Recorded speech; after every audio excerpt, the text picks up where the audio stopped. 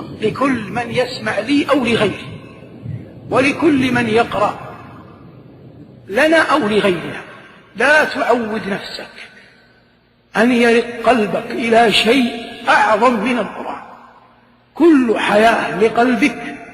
لو سمعت مئات المحاضرات والله الذي لا إله إلا هو لا تعدل آية واحدة من كتاب الله.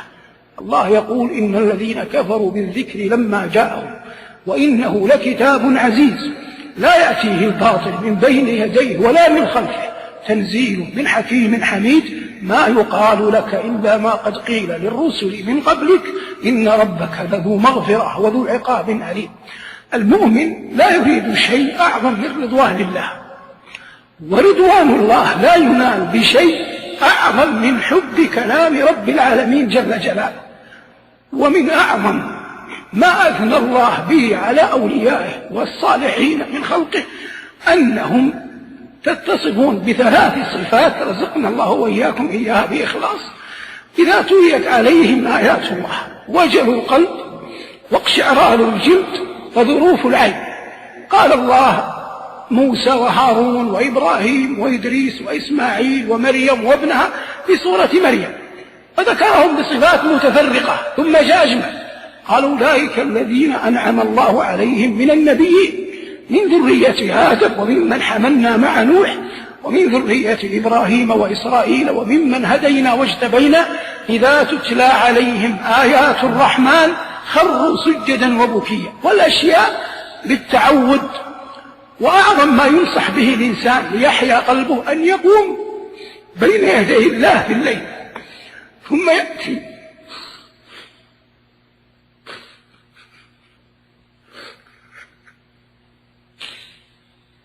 يأتي لآيات أثنى الله فيها على ذاته العلية. ولا يوجد كلام أجمل وأعظم تأثيرا من ثناء الله على نفسه وإخبار الله عن ذاته. بما أنه لا أحد أعظم من الله فلا كلام أعظم من كلام الله، وبما أنه لا أحد أعظم من الله فلا أحد أعلم بالله من الله. هذه الأمور القواعد احفظها جيدا. لا أحد أعظم من الله، ولا كلام أعظم من كلام الله، ولا أحد أعلم بالله من الله.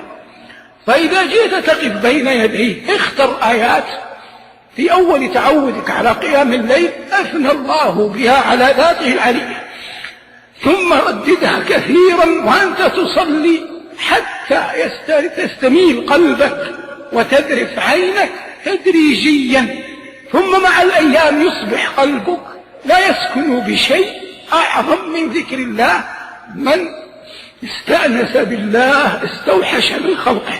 الله يقول عن ذاته العلية: ألم تر إلى ربك كيف مد الظل ولو شاء لجعله ساكنا ثم جعلنا الشمس عليه دليلا ثم قبضناه إلينا قبضا يسيرا وهو الذي جعل لكم الليل لباسا والنوم سباتا وجعل النهار نشورا. هذه أشياء محسوسة تراها وأنت قبل أن تنام، فإذا ربطتها بخالقها عظم اليقين في قلبك.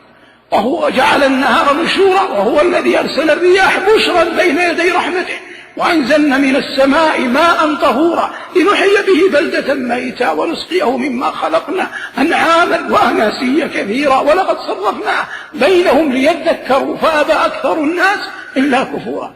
ويقول جل وعلا خواتيم الحشر: هو الله الذي لا إله إلا هو عالم الغيب والشهادة هو الرحمن الرحيم هو الله الذي لا إله إلا هو الملك القدوس السلام المؤمن المهيمن العزيز الجبار المتكبر سبحان الله عما يشركون. هو الله الخالق البارئ المصور له الأسماء الحسنى يسبح له ما في السماوات وما في الأرض وهو العزيز الحكيم. أين شعر الشعراء؟ أين كلام البلغاء؟ أين وصف الفصحاء؟